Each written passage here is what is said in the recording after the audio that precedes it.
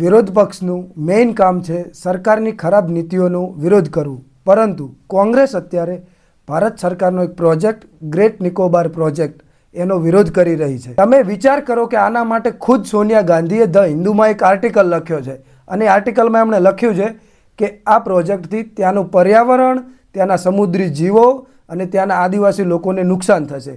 શું આ પ્રોજેક્ટથી નુકસાન જ થવાનું છે?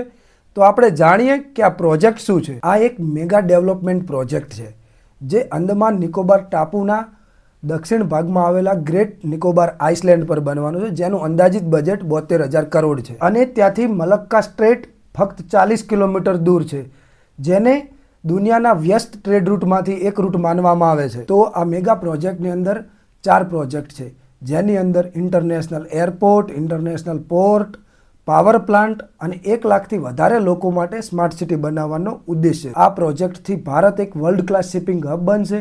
બીજું, ત્યાં રોજગાર ઊભો થશે।